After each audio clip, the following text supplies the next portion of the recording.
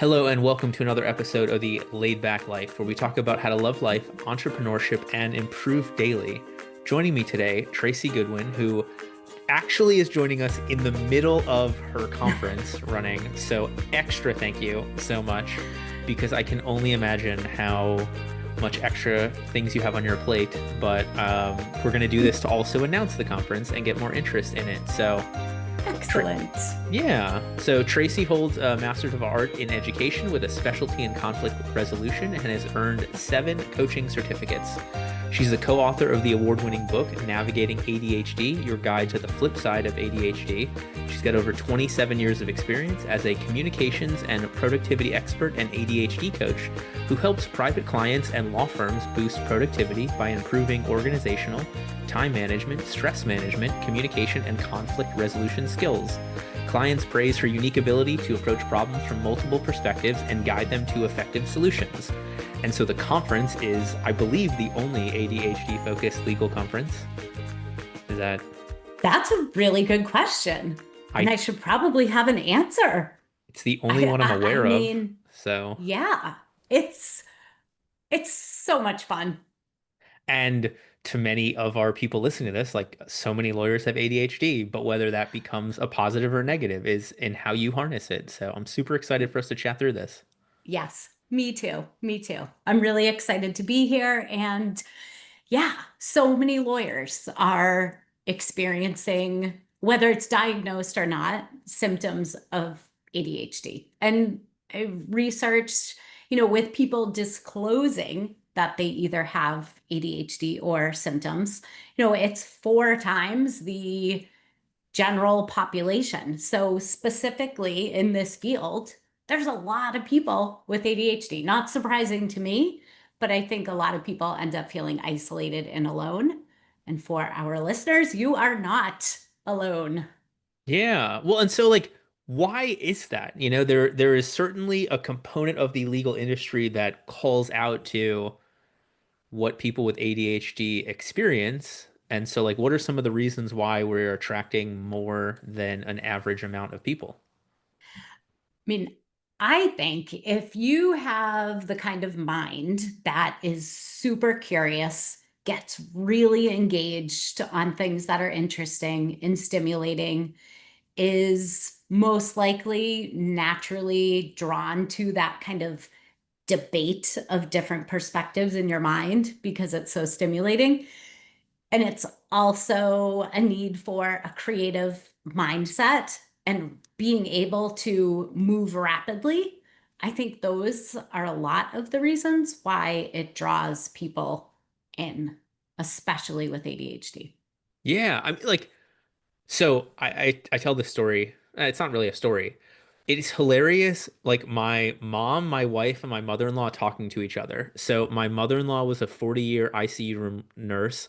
My wife did personal injury law for a very long time, and my mom has just been through a lot of surgeries.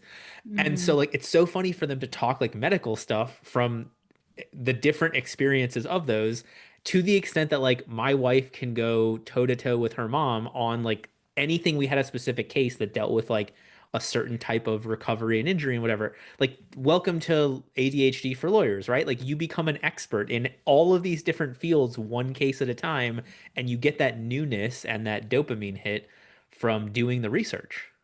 Yes, yes, over and over again. And I know we all can think about every moment in time as a new moment in time, but I think especially for lawyers, like you just said, there are so many different things coming in and going out at the same moment in time. It's extremely stimulating and need someone who has a brain who can think outside the box. So I want to go deeper on this, but I want to talk about last week we had Valerie Fentrell on, and Valerie made this incredible. We had this whole conversation online about office morale, and Valerie was Mm. like saying yes as often as I can in a way that doesn't impact them or me. And I was like, oh my God, like that's the most amazing boundaries discussion, the boundaries framing I've ever seen. And so like that was what our chat was. So check out this episode with Tracey today because we're going live with this. But then if you struggle with boundaries, like wink, wink, nudge, nudge, also all of us, go check out Val's episode after this. Ah, yeah. Yeah. Boundaries. There's so much to say about boundaries. ADHD or not, right? Like I think all of us. Absolutely. Oh my gosh. It goes into everything and everyone. We could think about fear. We could think about people pleasing. I mean, there's so much that's tied into creating boundaries in and outside of ADHD. Well, so I always go back to the Brene Brown quote that boundaries are the point at which you can love the other person and yourself, Mm, right? oh, I I love mean, that. Brene Brown is awesome on so many things. That She one is like lives awesome. rent free in my head because I'm like, hey, if Yes, the clients who I did not take their calls at 9 o'clock at night on a Saturday are the clients I liked a lot more. So like the boundaries are in place for both of us. exactly. Yes. I love it. All right, so coming back to lawyers, law firm owners, ADHD, in terms of the ones that are using ADHD as a superpower versus the ones that feel burdened and alone with it, like what's the difference? Mm. The difference is a true, deep knowing and sense of what their special talents and gifts and genius are, and having a clear vision of where they want to go. Kind of that idea that I believe change is always possible and I can reach towards something. I might not even be exactly sure what that something is, but I believe in this genius I hold so deeply that I know it's possible. And so we keep going. But is that like, is it mindset at the beginning? Is it that belief first, or is there something external that is proof of that belief? That's such a good question. Thank you. I think it depends on the person and their experience so far in life. So you could say that someone has an inner knowing of, hey, there's something really special that I'm capable of. I'm not quite sure what it is yet.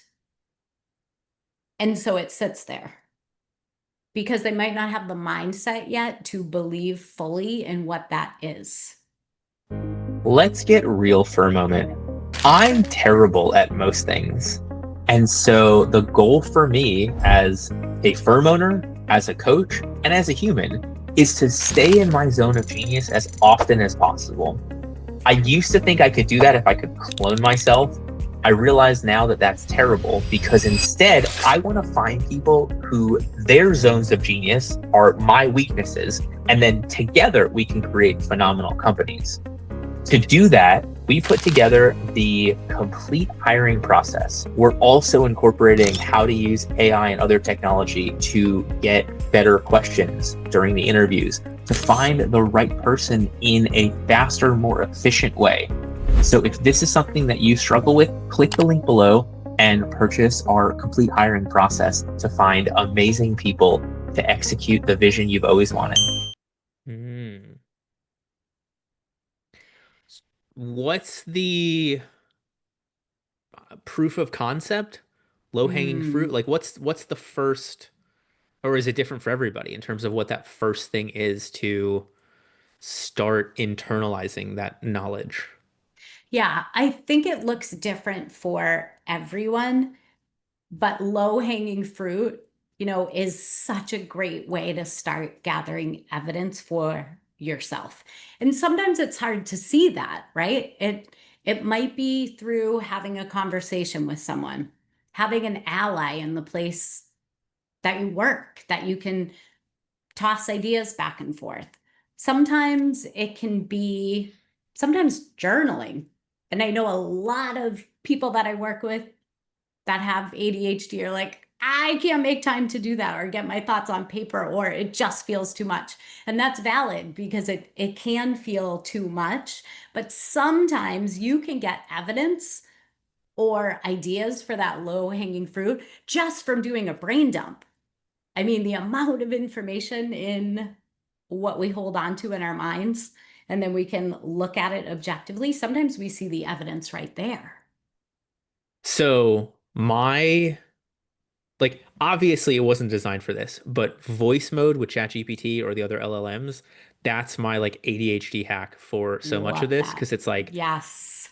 ha I feel like a lot of people struggle with the spending the time by themselves, and it's an AI, trust me, I'm not saying it's another person, but like the fact that it makes it into a conversation, and then, if you do it in the same GPT or gem or whatever over enough time, then you could be like, all right, well, now play the role of therapist. Like, give me the consistencies, and it's always wild to me to see like people that, oh, you seem to be in a better mood every Wednesday. Like, what is it about that day? What is it about this? The afternoon events become easier for you to accomplish. Did you have a different lunch that day? Like, there's some really wild, I'm gonna say observations that the AI comes up with, but that's probably not the right term. Algorithmic consistencies that it will push you for is probably more accurate.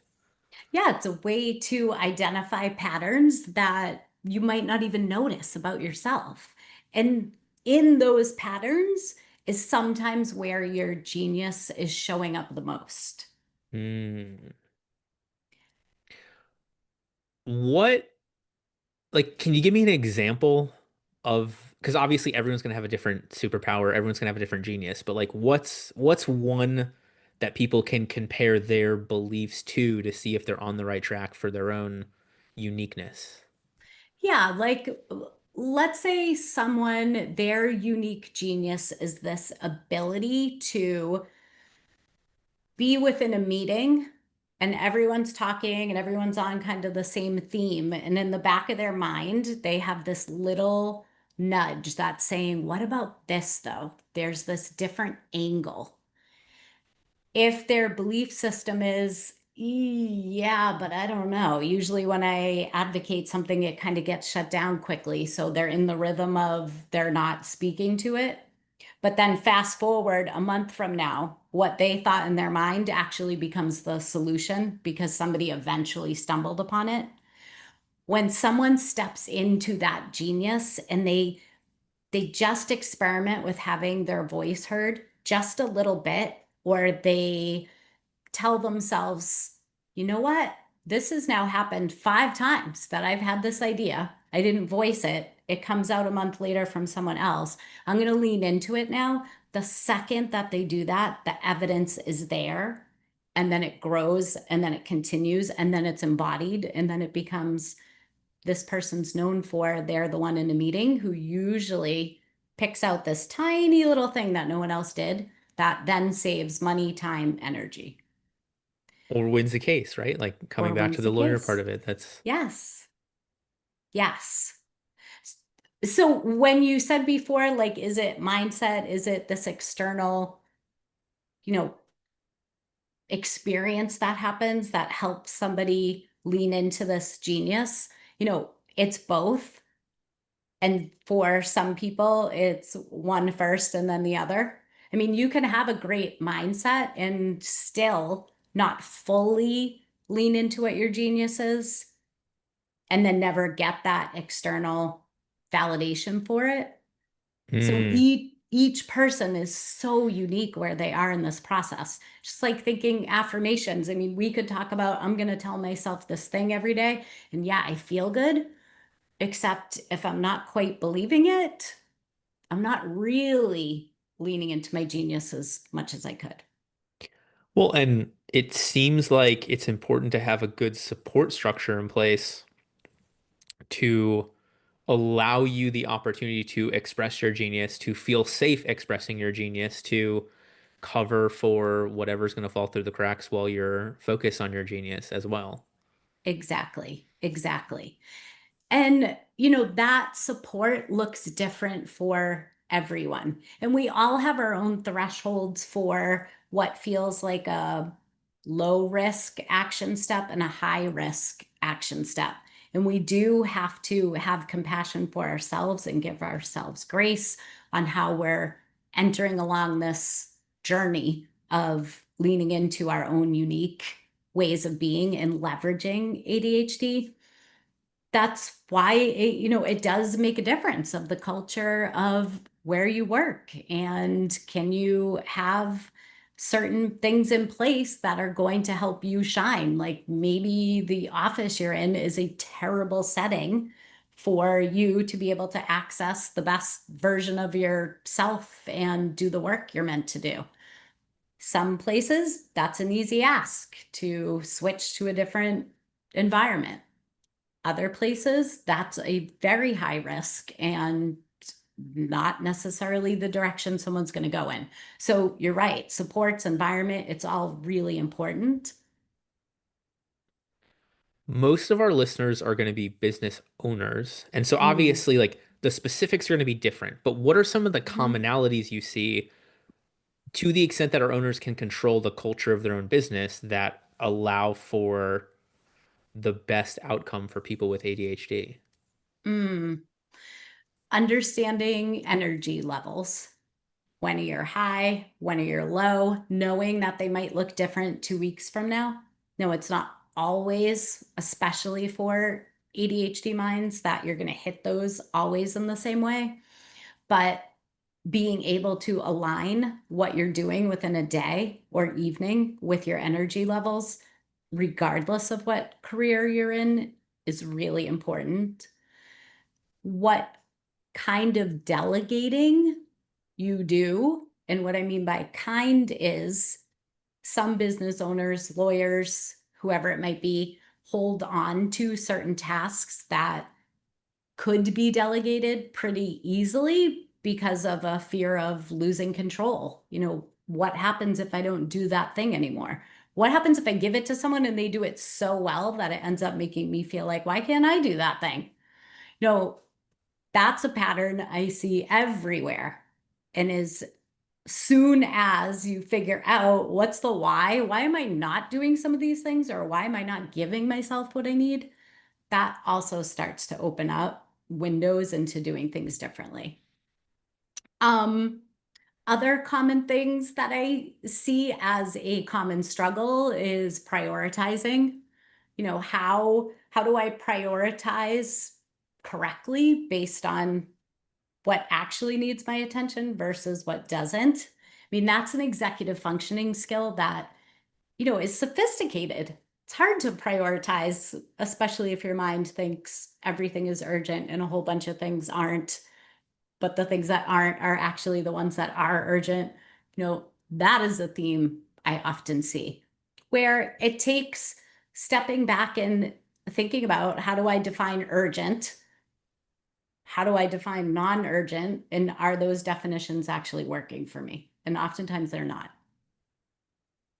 Well, and it was interesting. So, I mean, you've got the knowing what's urgent and not, and then, a couple sentences ago, you were talking about like the fear of somebody else doing it better than you did it.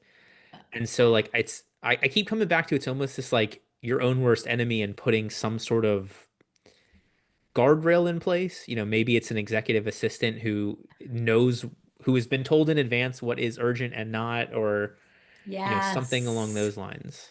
Yes. I love thinking of guardrails because we all benefit from having them, whether it's something we set up ourselves, or like you said, it's a person, or it's a group of people, or it's an accountability person that you have.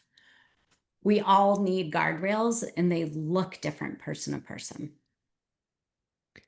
How do we know that a as we are trying different guardrails, how do we know that Yeah. a guardrail is working for us? Like, what looks different? I think it comes down to what feels different. Okay.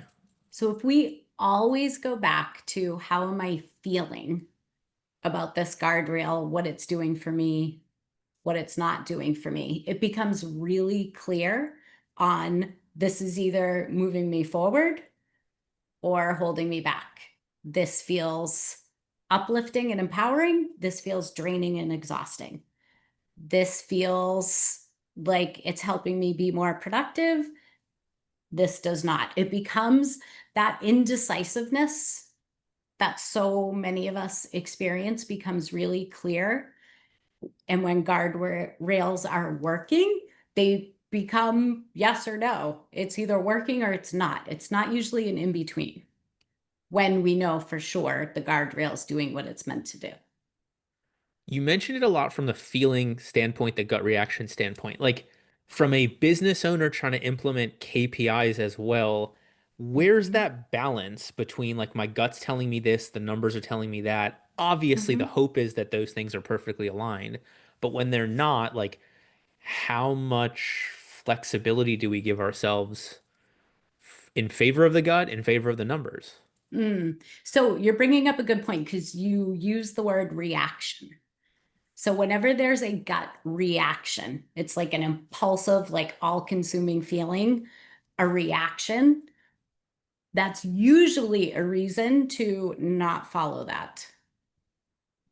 When we're really tuned in to what our intuition or gut is telling us, feels more like it's going to be responsive. And we want to be responsive versus reactive. So it's just another way to think about it. If there's super strong, all of a sudden, emotions attached to something, or we're making decisions based on things that there's not really an answer for right now, that's usually a reason that we want to pause and maybe look more at those data points, those numbers. What's that telling us?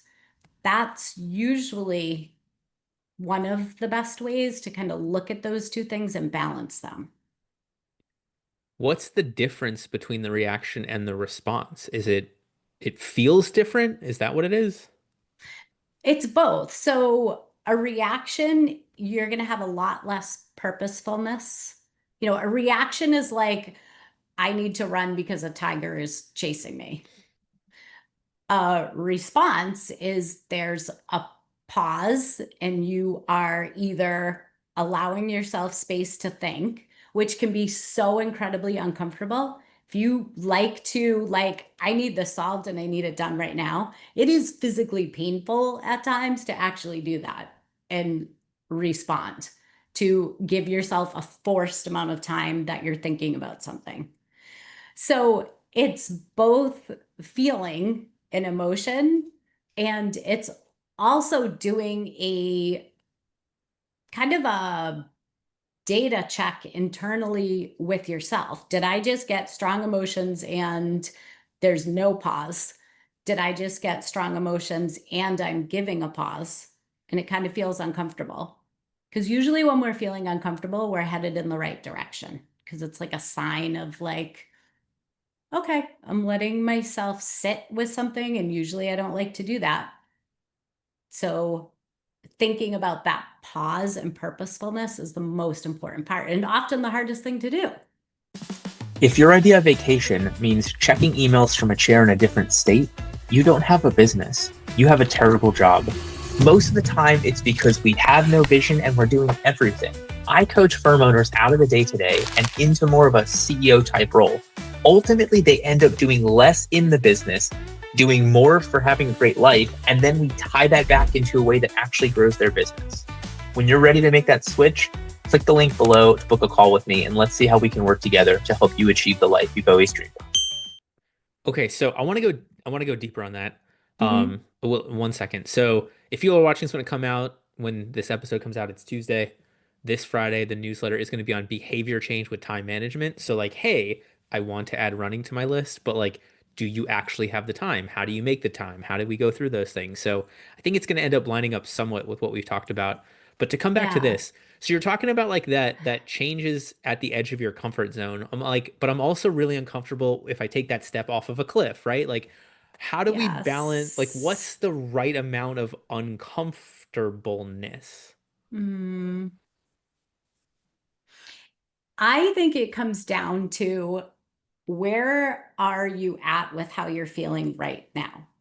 Okay.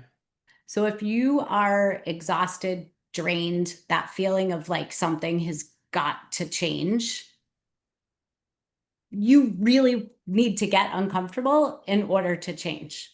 If you are not feeling that extreme of like,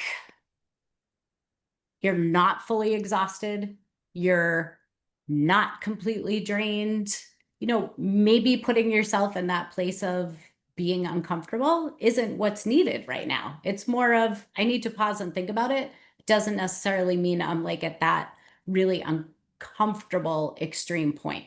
There's that difference when it comes to feeling resistant because you're afraid to get uncomfortable, and resistance that is just, I need to sit on this for a minute, and I don't love sitting on things for a minute, but I'm going to make myself anyway. They're two different things.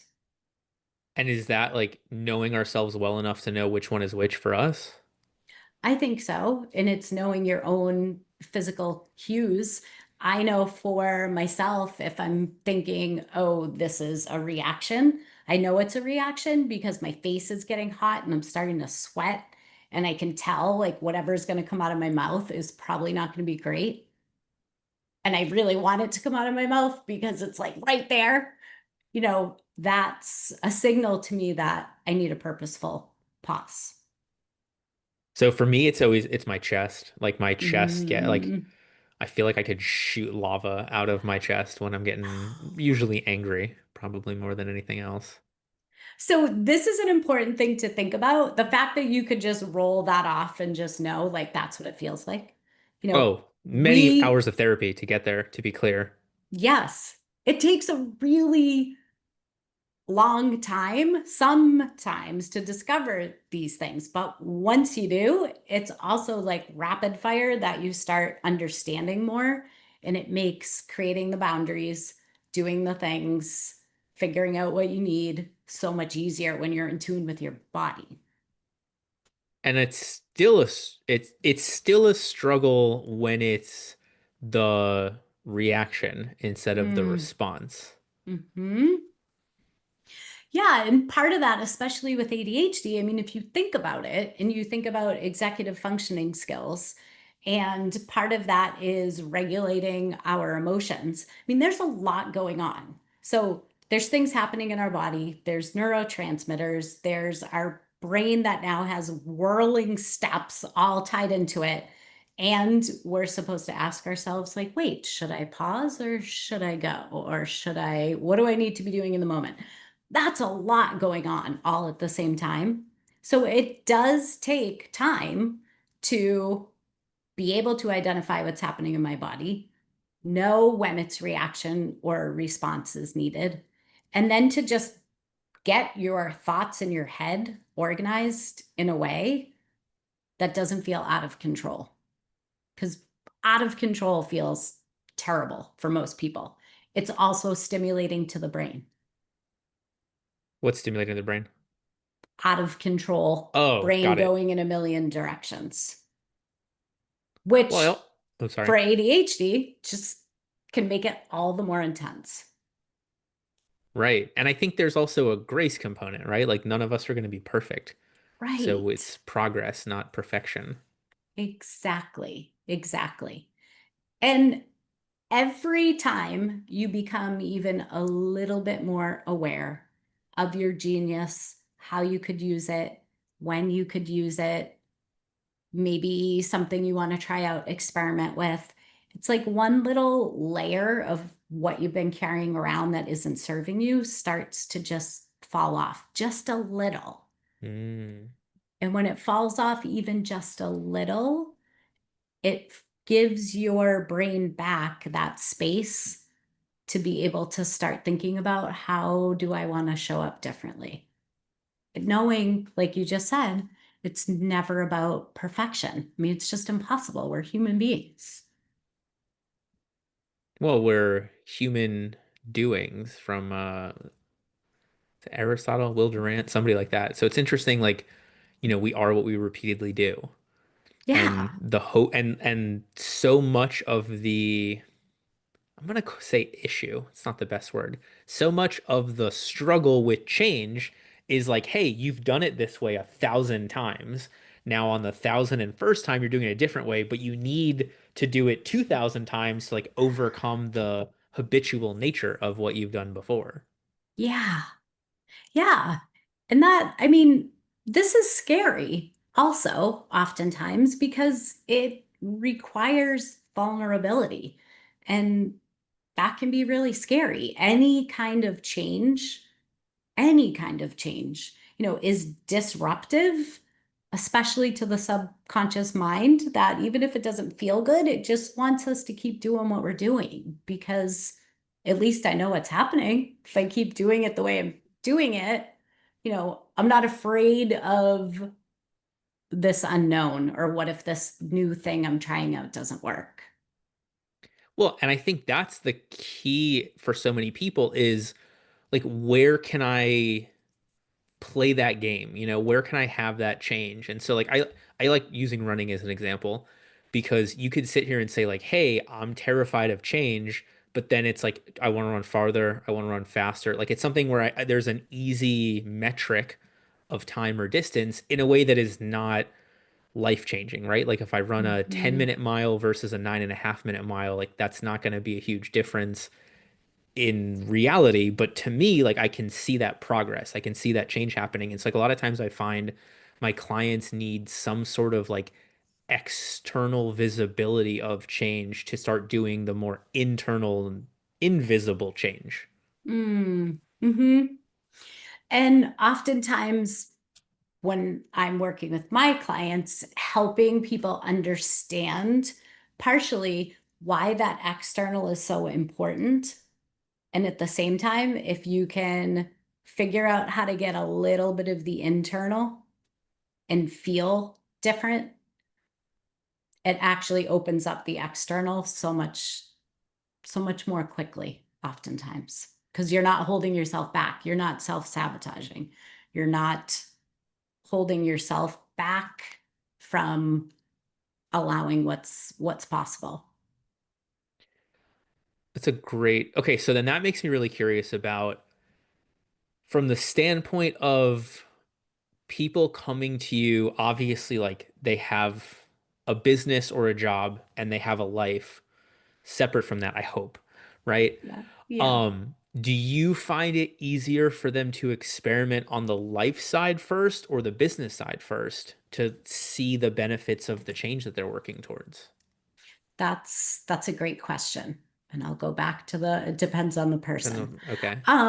But oftentimes, um, its work is easier because there's either more structure or more expectation. And this isn't necessarily for a business owner. This is oftentimes when, you might be part of a big team or you have a supervisor, something like that. Um, but the themes are usually similar, or patterns are usually similar. So if you are someone who you're having a hard time delegating at work, maybe you feel bad and don't want to actually ask this other person because they have a lot on their plate. You may at home and in your life patterns outside of work struggle with the same thing of doing everything because you're not sure how to ask for help. Or if I ask for help, that means dot, dot, dot about myself. Those kind of patterns are usually in both. And so going with whatever feels as top priority for what someone wants to work on, we start with, but we almost immediately see it's the same everywhere anyway. There's like a common thread.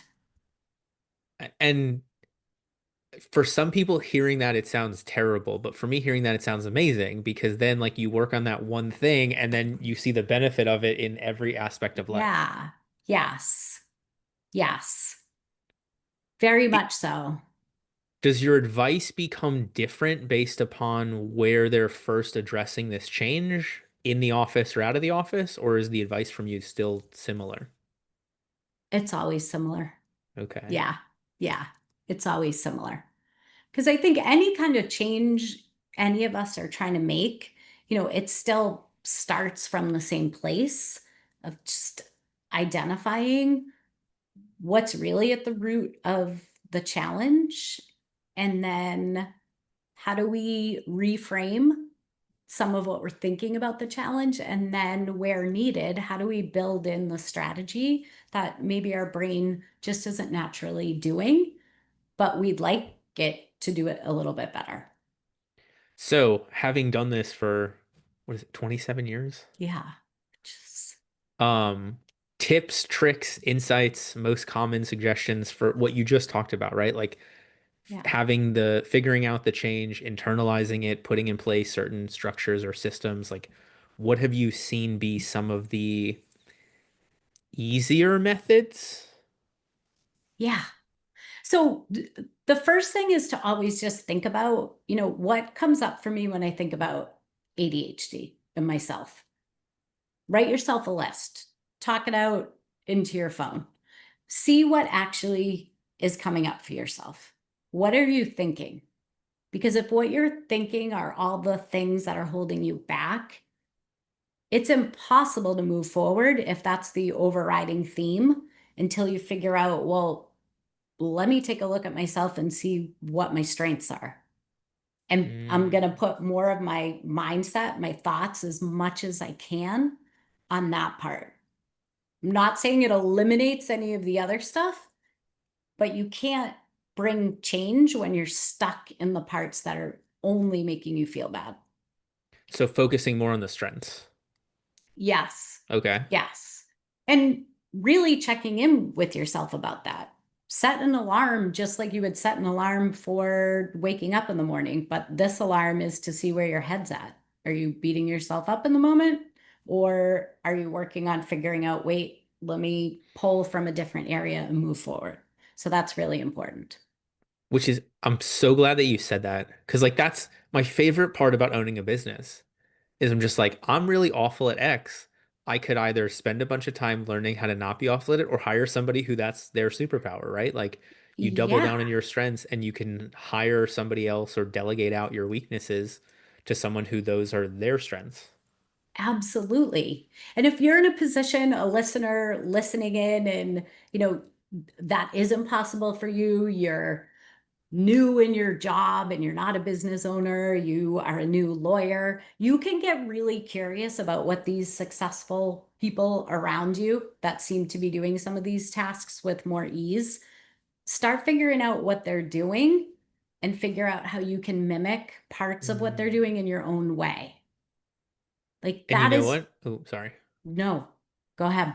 Well, I just imagine it's going to be spending as much time as possible focused in their genius. Like that's going to be the common thread for what the Yeah, quote unquote more successful people are doing that you can mimic. exactly. And you might find that things you thought weren't okay or possible are, like not being interrupted for a period of time and having focused work time, or not checking voicemails at a particular time of day that you're usually doing it at. Sometimes there's these ingrained ways of we think things have to happen in a certain way, and then we're just kind of stuck in that. So that's kind of the second thing I also look at with people is what are the old patterns or things we're stuck in that we barely notice we're even doing. And I think that's where it can be really helpful to work with a coach, or it could be a therapist, or it could be a group that you're part of where people are helping you see what those blind spots are that you might not even be aware of, where you're holding yourself back. Oftentimes we hold ourselves back out of what we were talking about earlier with fears, limiting beliefs, things that we just aren't deeming possible for ourselves through no fault of our own. I mean, it's human experience. Yeah, I did a presentation last week, and I was like, "Hey, by show of hands, how many people are perfectly content with everything in their life currently?" And obviously, no hands went up, right? Like all of us have. Mm, Now, I think all of us have a different one change we would want to make first. Our bank account, our body, our relationships with people, whatever it is. But it was so rewarding to have people like looking around the room and realizing that there were no hands up, like that was such a mm, we are together in this. Hopefully, ideally, the nice people are yes. together in this. Yes. And that collective energy, I mean, that's why when you mentioned at the beginning that where we met at this event I'm hosting, is this idea of the collective and people not feeling alone. There's so many people. Most of my clients come to me feeling so isolated, and they're like, "What? There's this many other people feeling the same way." I'm like, Yes, you just don't know it because we're not talking about it. There's 6 billion of us on social media talking about how we can't connect with anybody else. Exactly. Exactly. But the funny part to But me is like everybody wants to think they're a super special. Everybody, most people I think want to believe they're a special unicorn. But at the same time, like you walk into a doctor's office and oh my God, I don't want them to be like, oh, I've never seen this before. This must be Jordan Ostroff disease, right? Like I want them to be like, oh, yes. seen it 1,000 times. Like take 2 Tylenol and call me tomorrow. Like that's so Yes. it's an interesting balance of this uniqueness in certain moments, but a strength in numbers in other things. Yes. Yes. So it makes me think like, what if there was a strength in numbers with everybody being able to have their unique gift that they're shining bright and they're feeling good about it and they're not fearful of, can I shine whatever this genius is and make mistakes and not get it right and do it in a way that looks different than other people? That's where that fear can kind of hold us back. But what if we were all able to do that? I mean, that would be a really cool community. And it exists, or at least Hmm. the want, like it amazes me how many people are genuinely interested in helping other people. Yes, I know. And that feels so good and such a great place to come back to when you're feeling like what is going on with the chaos in the world. And to come back to that and remember that, I think is so important. So important. Well, and to look around and see how many people in your life do feel that way and how many people aggressively don't feel that way, and then create systems and structures in place to spend more time with those who are supportive and welcoming and helpful and less time with those who are, I'm going to say toxic. Maybe there's a more, I feel like toxic is overplayed, but it's true. But it hits your point. It Yeah. hits your point, which is another strategy in and of itself, is to really take a close look at what are the supports you have around you, or what are the conversations that you are having. I call them personal power leaks.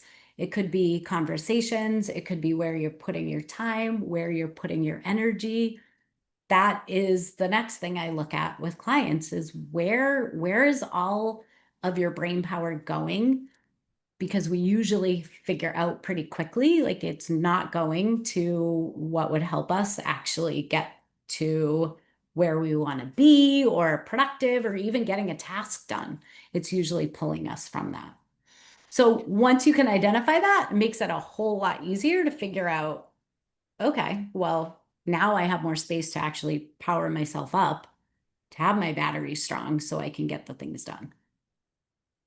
Where do we start for somebody listening to Mm, this who understands they're on the side they don't want to be on so many of what we've talked mhm. about, but maybe it's their new, maybe it's their financially tapped, whatever it is, like they don't know what that first step is. What's the easiest first step to start down this journey?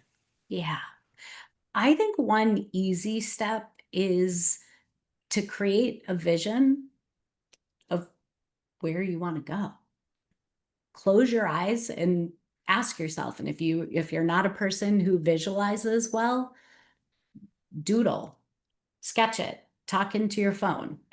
Do something right now when you hear this that just allows you to say what it is you want things to look like. And not in a, well, I want to make sure that my house is clean. Like that could be life-changing and transformative for someone.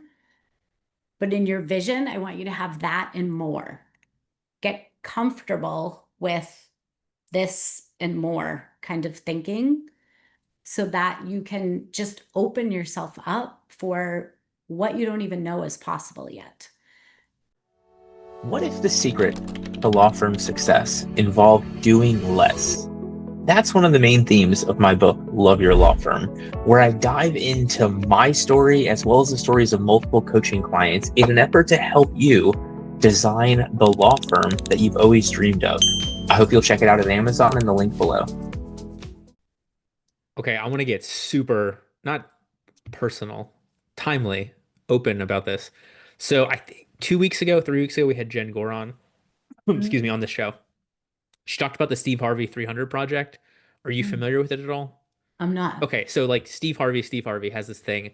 Write down 300 things you want to have, be, or do.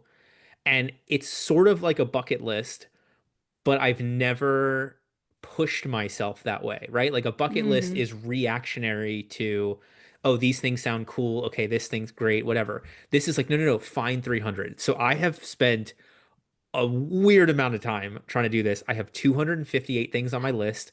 I actually crossed whoa. one of them off in the time that I have made the list. So I technically have 257, but like I'm not removing it until I hit 300.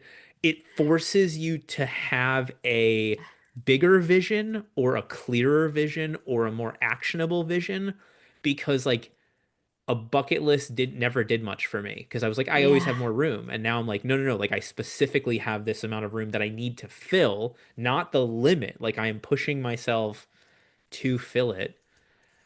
I um love that. You know Thank what I love you. about that too is it's specific and it's structured.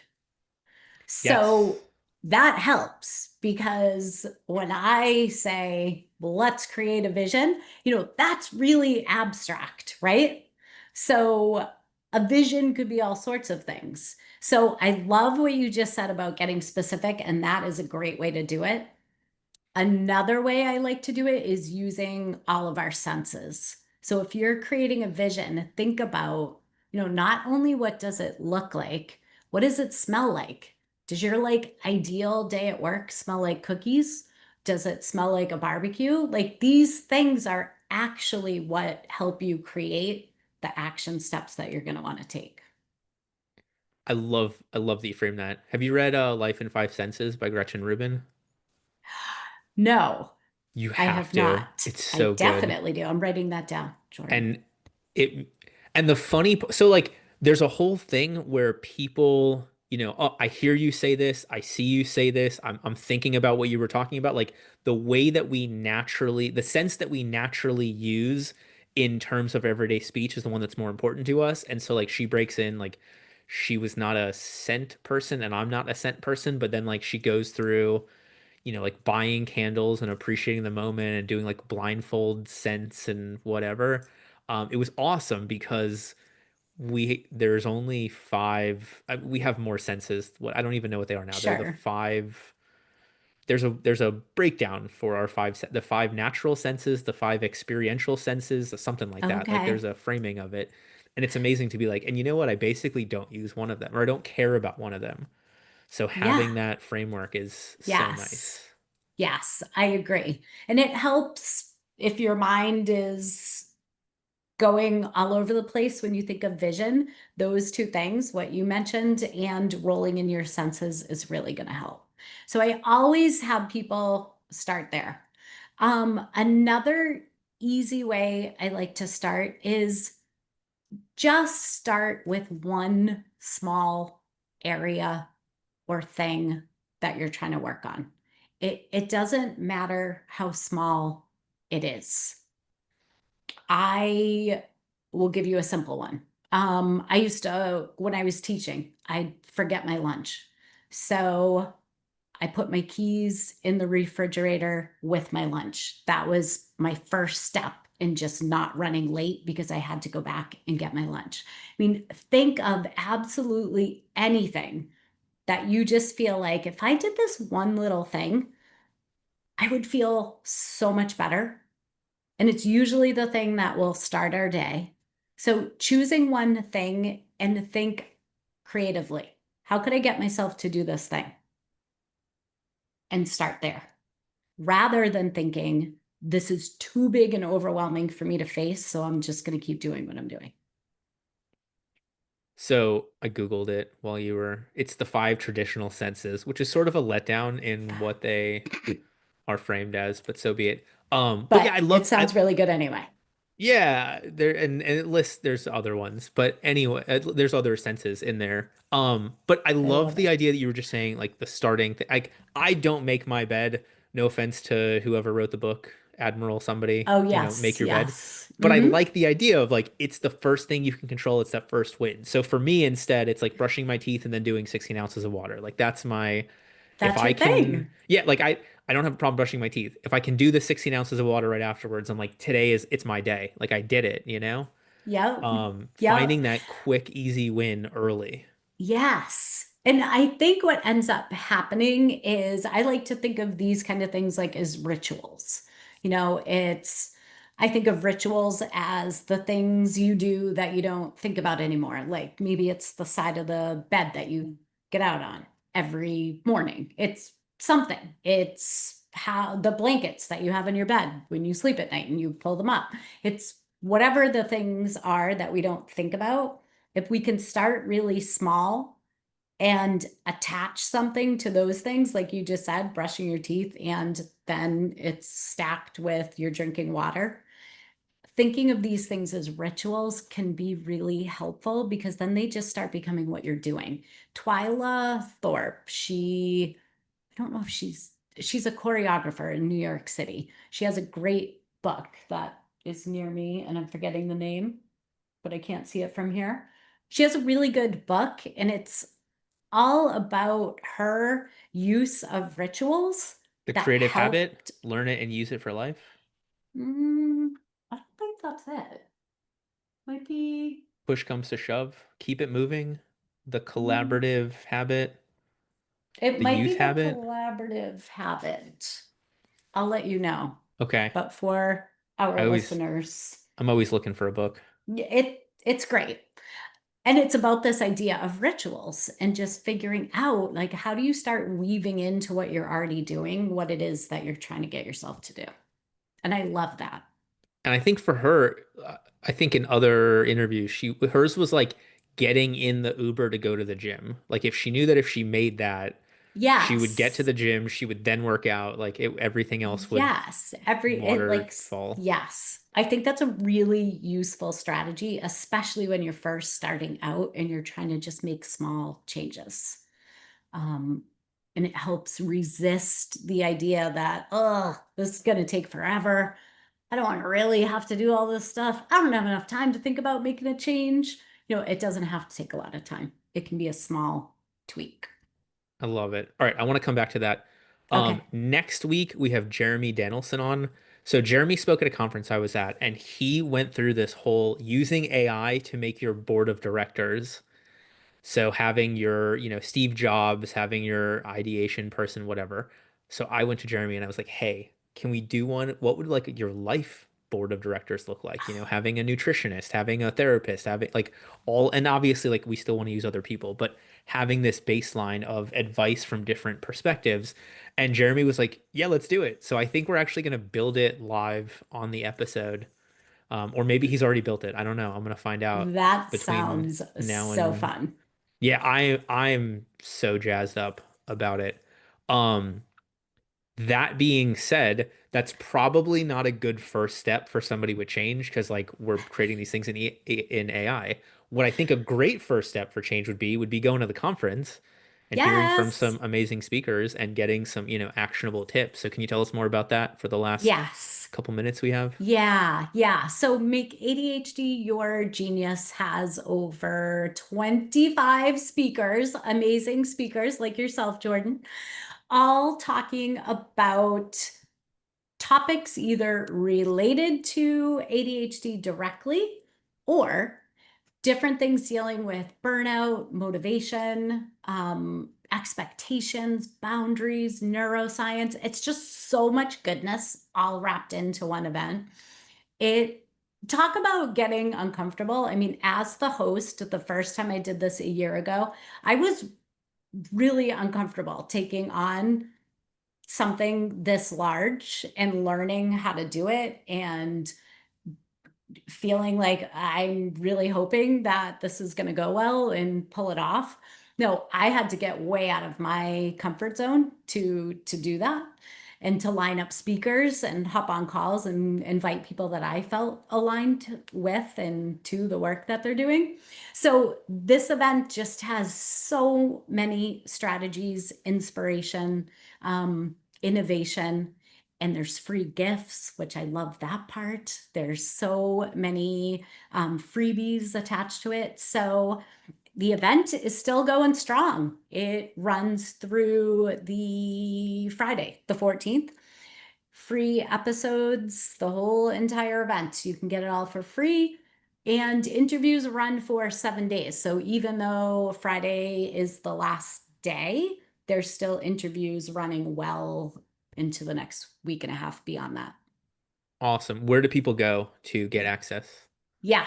So, we can direct them directly to you, Jordan, as well. But it is, if you go to, trying to think the best way to get them there. Hold on one sec, because there is Sure. a specific link that we want our people to go to. If I can get We'll my put the hands specific on it. link in the show notes if you just want to give the main URL, so that way, like if people are listening, they can just go. If they're watching, they can take the Absolutely. direct link. I'll be okay Yep. either way. Sounds good. So if you go to tracybromleygoodwin.com/make ADHD your genius V2 event, you will find yourself there. I know that's a lot, especially for someone listening in, but that's how you get there. You can also go to @lessen the overwhelm on Instagram and you can find a link there. You can also go to Tracey Bromley Goodwin on LinkedIn and you will find a link there as well. Perfect. All right. So on that Yeah. note, that's your one thing, right? Like if you're trying to make those changes, you struggle with ADHD, like just first speaker, one tip, and just let it snowball from there. Yes, yes. Let it snowball, let it build. Think of one step at a time. Our brains usually want to race ahead and it feels too overwhelming to take a step at all. So change is possible. It is more than possible. I see it every day, witness it, and there's so much genius. Everybody has it. Everybody needs to shine it. Wonderful. All right, Tracey, thank you so much for being with us. Thank you to everybody who watched and listened. We'll see you back here next week for Jeremy Danielson's episode. In the meantime, go check out the conference, find that one thing. Talk to you all later. Thanks, Jordan.